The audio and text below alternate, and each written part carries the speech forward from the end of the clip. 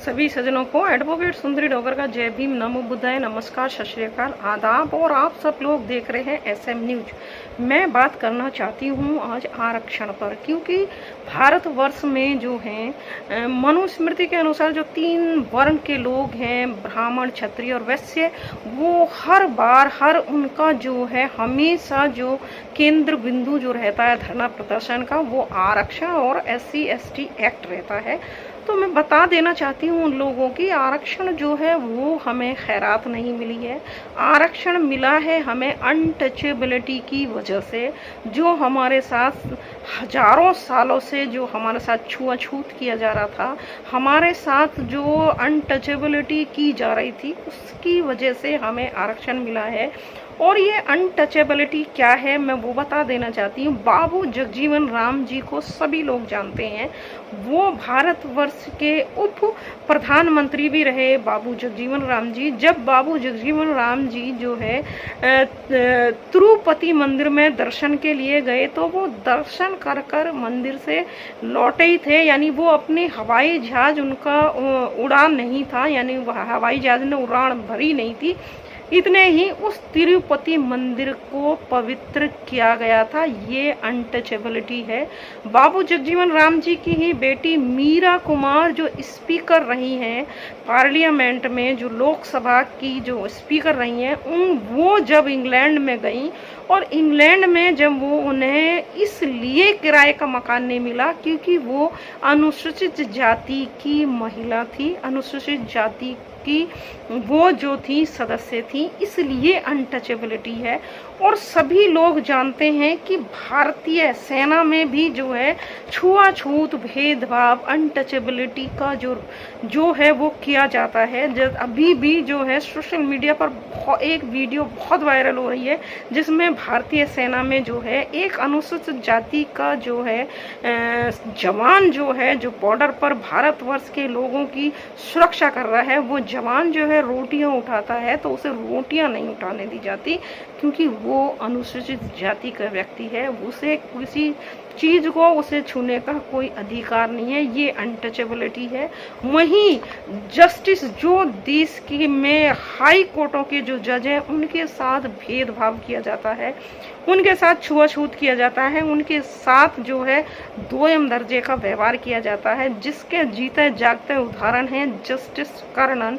वहीं IAS, PCS और police विभागों में भी जो है हमारे अनुसूचित जाति के अधिकारियों के साथ, कर्मचारियों के साथ जो है व्यवहार जो है वो भेदभाव का किया जाता है, छुआछूत का किया जाता है, अनटचेबिलिटी का किया जाता है।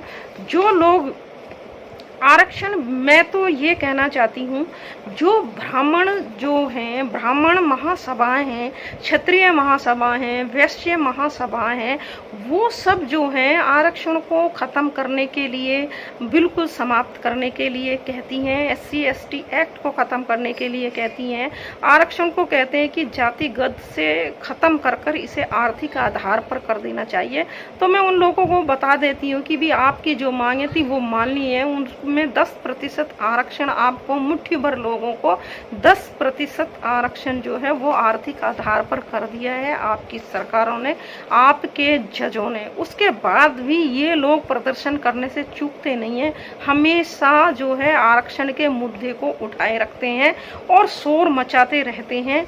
मैं इन लोगों को एक बात और बताना चाहती हूँ कि ये जो 15% लोग हैं, तुम लोगों को 50% आरक्षण तो पहले से ही मिल रहा है। आपका 50% आरक्षण तो आपके जो हाई कोर्टों में और जो सुप्रीम कोर्ट में जो जज बैठे हैं, मनुवादी सोच वाले जज बैठे हैं, उन्होंने तो हमेशा ही 50% आरक्षण जनरल सामान्य कैटेगरी के लोगों के लिए रखा हुआ है।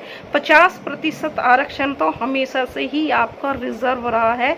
तो सही में तो आप 50%, 15% लोग जो हैं 50% आरक्षण का फायदा उठा रहे हैं, उसके बाद भी गला फाड़ कर चिल्ला रहे हैं, गला इनका सूखता नहीं है और हमेशा जो है आरक्षण और SC/ST के ऊपर वार करते रहते हैं।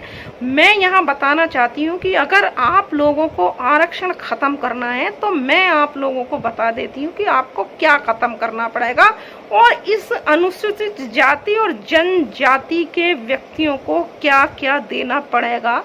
तो 17 अगस्त 1932 को मैं इन लोगों को बताना चाहती हूँ जो आरक्षण को खैरात समझते हैं, आरक्षण को भीख समझते हैं, उन लोगों के वो लोग इस वीडियो को ध्यान से सुन लें। 17 अगस्त 1932 को ब्रिटिश सरकार ने कम्युनल अवार्ड की शुरुआत की थी। इसमें बहुजन समाज को अलग निर्वाचन का स्वतंत्र राजनीतिक अधिकार मिला। इसके साथ ही बहुजनों को 2 वोट के साथ कई और अधिकार मिले। 2 वोट के अधिकार के मुताबिक वंचित शोषित समाज के यानी बहुजन समाज के लोग 1 वोट से अपना प्रतिनिधि चुन सकते थे और दूसरे वोट से वो सामान्य वर्ग के किसी भी प्रतिनिधि को चुन सकते थे।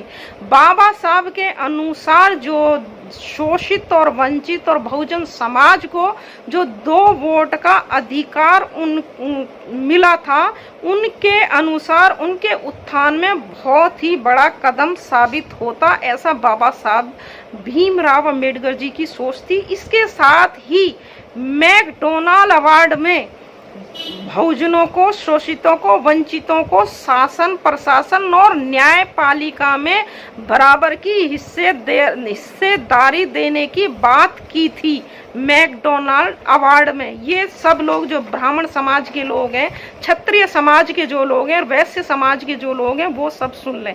और उसी को ही वो पूना पैक्ट, फिर इसमें ये सब हमें मिल गया था हमें। तो फिर जो है इससे जब गांधी को बहुत सारी दिक्कतें हुई और गांधी जो हैं वो जो है मुस्लिमों को ये सब अधिकार देने के लिए, यानी उनको अलग राज्य देने के लिए, सेपरेट इलेक्टेड करने के लिए तैयार थे। लेकिन वो सब जो है हिंदुओं में जो है गांधी जो है बंटवारा नहीं चाहते थे। इसलिए उन्होंने बाबा यरवदा जेल में, जब गांधी यरवदा जेल में थे, तब पूना पैक्ट हुआ और गांधी के स्थान पर मदन मोहन मालवीय ने उस पर हस्ताक्षर किए और बाबा साहब भीमराव अंबेडकर साहब ने उस पर हस्ताक्षर किए पूना पैक्ट में। मैं बता देती हूँ इस पूना पैक्ट में क्या है।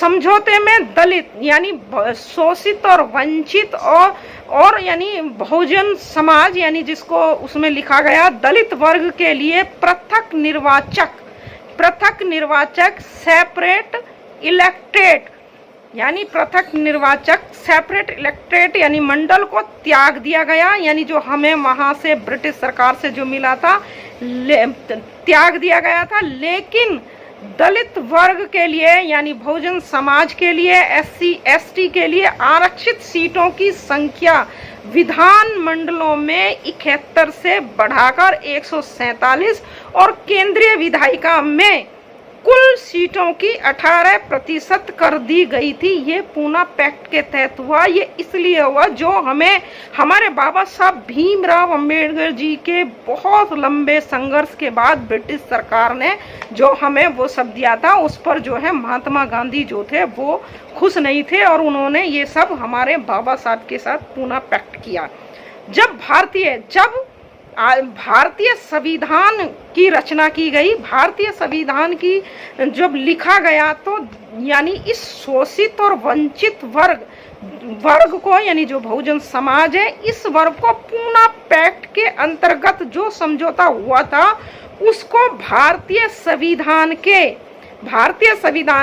आर्टिकल 341 व आर्टिकल 342 में तथा इसी स्पिरिट के चलते हुए भारतीय संविधान के जो है आर्टिकल 341 और 342 और आर्टिकल 300 में दिया गया और आर्टिकल 335 में क्लेम्स दिए गए जो SC ST के लोगों को, बहुजन समाज के SC ST लोगों को सेवाओं और पदों पर दावे, जो आर्टिकल 335 है और आर्टिकल 15 सब क्लॉज 4 में तथा आर्टिकल 16 सब क्लॉज 4 में सब बातें ये लिखित की गई, जो पूना पैक्ट के तहत हुई थी। तो ये जो लोग हमें ये कहते हैं कि ये जो है इन्हें खैरात जो समझते हैं, ये सोचते हैं कि ये इनके हिस्से का हम सब खा रहे हैं, ऐसा कुछ नहीं है। ये कान खोलकर सुन ले, ये खैरात नहीं है, ये भीख नहीं है, ये हमारा प्रतिनिधित्व है और ये हमारा जो पूना पैक्ट हुआ था ये उसका वो है।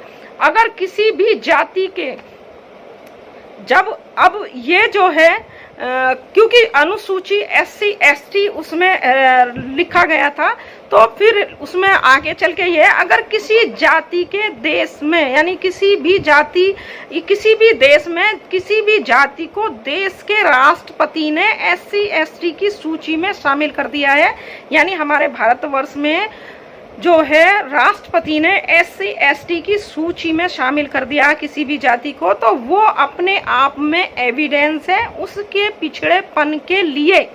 और जो जातियां इस SC ST की सूची में शामिल की गई हैं, ये वो जातियां हैं जिनके ऊपर हजारों सालों से अनटचेबिलिटी यानी छुआछूत भेदभाव होता आ रहा है, जिनके खिलाफ अनटचेबिलिटी का व्यवहार बना हुआ है अभी भी लगातार।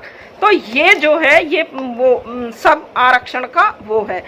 सब लोग अभी देख रहे हैं कि जो है भारतवर्ष की जो उच्च न्यायालय हैं, उच्चतम न्यायालय जो हैं, वो केंद्र सरकार के पक्ष में ही आदेश करती जा रही हैं। सुप्रीम कोर्ट और हाई कोर्ट एक आदेश के बाद दूसरा आदेश के बाद में तीसरा आदेश सिर्फ मेरिट के नाम पर आरक्षण को जो है मेरिट के नाम पर आरक्षण का जो प्रोसेस है, जो आरक्षण का कमिटमेंट था उसको डायल्यूट कर रही है, यानी उसको कमजोर कर रही है, यानी उसको परिवर्तन कर रही है सुप्रीम कोर्ट। जैसे कि एक केस जैसे कि और कहा गया है कि आरक्षण हमेशा, और ये लोग कहते हैं जो है ब्राह्मण समुदाय के लोग, क्षत्रिय समुदाय के लोग और वैश्य समुदाय के लोग कहते हैं कि जो है आरक्षण जो है वो हमेशा के लिए नहीं है। तो मैं उन लोगों को बता देना चाहती हूँ कि ये हमेशा के लिए ही आरक्षण है। और ये आरक्षण जिसको ये कहते हैं कि वो सिर्फ 10 साल के लिए है, तो मैं वो क्लियर कर देना चाहती हूँ इनके दिमाग में, और ये अपने दिमाग से सोच लें, देख लें। और ये है कि अगर आरक्षण, हम ये कहते हैं कि आरक्षण हमेशा के लिए नहीं है, तो मैं इन्हें यह याद देना चाहती हूँ कि आरक्षण जो है वो संसद यानी पार्लियामेंट और लेजिस्लेटिव असेंबली यानी विधानसभा में हुआ था, जिसकी समय सीमा 10 साल थी। लेकिन वो अब जो है हर 10 साल में उसको बढ़ा दिया जा रहा है, हर 10 साल में वो बढ़ता जाए, उसकी समय सीमा तय थी। ना कि जो आरक्षण नौकरियों और एजुकेशनल संस्थानों में आरक्षण है, जो नौकरी और एजुकेशनल संस्थानों में जो SC ST के लोगों के लिए आरक्षण है, उसमें संविधान के में भारतीय संविधान में कोई भी उसके लिए कोई टाइम निश्चित नहीं है, कोई टाइम फ्रेम नहीं किया गया। भारतीय संविधान में, कॉन्स्टिट्यूशन ऑफ इंडिया में, ये लोग कान खोलकर सुन ले कि ऐसा उसमें लिखा हुआ है भारतीय संविधान में। तो आगे मैं इन लोगों से ये कहना चाहती हूँ कि क्योंकि ये लोग जो हैं इस कॉन्स्टिट्यूशन में जो लिखित चीजें हैं, जो कॉन्स्टिट्यूशन में के जो अनटचेबिलिटी के आधार पर जो हमें आरक्षण मिला है, हमारा प्रतिनिधित्व मिला है, तो मैं इन लोगों से यही कहना चाहती हूँ बिल्कुल इस आरक्षण को खत्म कर दो। अगर आप लोगों के पेट में दर्द रहता है हमेशा 50% आरक्षण की मलाई, तो आप मुट्ठी भर लोग 15% लोग खा रहे हैं, लेकिन उसके बाद भी अगर आपके दिमाग में ये सब घुस भरा हुआ है, आपके दिमागों के ऊपर आरक्षण और SC ST का भूत सवार है, तो बेशक आपको खत्म कर देना चाहिए, बेशक इन्हें खत्म कर देना चाहिए, ताकि हमारे जो मैं कहना चाहती हूँ, ताकि हमारे सफाई कर्मचारी जो भाई बहन हैं उनके स्थान पर जो है अन्य जाति के लोग जो है, क्षत्रिय समाज के लोग, वैश्य समाज के लोग और ब्राह्मण समाज के लोगों को भी, उन्हें भी इसी तरह से नालों की सफाई करने के लिए उतरने का सौभाग्य मिलना चाहिए, जिस तरह से SC ST के लोगों को मिलता है। क्योंकि आज तक ही पंडित का बेटा मंदिर में बैठकर सिर्फ घंटी बजाता रहा है और भेदभाव करता रहा है। और जब ये घंटी बजाने के स्थान पर जब ये जो है कूड़ा करकट उठाएंगे, नालियों की सफाई करेंगे, गटर की सफाई करेंगे, गटरों में ये उतरेंगे, और ये जब गटरों में 8-8, 10-10 लोग ये उतरेंगे, तो जब इनमें से जो है 6-6, 9-9 लोगों की जो है वहां मृत्यु हो जाएगी उस नाले में, उस गटरों में, उन कुओं में, तो तब समानता आएगी। और तभी, और मैं तो ये कहती हूँ कि ये समानता आनी चाहिए। जिस तरीके से हजारों सालों से SC ST के लोगों के साथ में छुआछूत किया जा रहा है और अभी भी जारी है, और अभी भी जातिगत आधार पर जो है द्वेष जो फैलाया जा रहा है इस आरक्षण को लेकर, और जातिगत आधार पर जो हमारे साथ SC ST OBC के लोगों के साथ जो अत्याचार किया जा रहा है, वही अत्याचार इन लोगों के साथ होना चाहिए। तभी इस भारतवर्ष में समानता आएगी। इन लोगों के बहन बेटियों के साथ भी इसी तरीके की घटनाओं को अंजाम जब मिलना शुरू हो जाएगा, तभी समानता आएगी और तभी ये आरक्षण समाप्त होगा। और मैं एक बात जो लीगली बात है वो मैं ये कहना चाहती हूँ इन तीनों समुदाय के लोगों को कि अगर आपको आरक्षण खत्म करना है तो पूना पैक्ट पर जो महात्मा गांधी ने जो उनके बिहाव पर मदन मोहन मालवीय ने जो हस्ताक्षर करे हैं, तो उस पूना पैक्ट को खत्म कर दिया जाए और हमें SC ST OBC के लोगों को सेपरेट हमें जो है निर्वाचन जो है स्टेट मिल जाना चाहिए। और हमें हमारा जो पूना पैक्ट के तहत जो भी जो समझौते हुए उनको सबको समाप्त कर देना चाहिए, तो आरक्षण जो है स्वतः ही खत्म हो जाएगा, स्वतः ही समाप्त हो जाएगा। अंत में मैं इन समुदाय के लोगों से कहना चाहती हूँ, ये आपके दादा या परदादा या आपके परिवारों के हिस्से की खैरात नहीं है।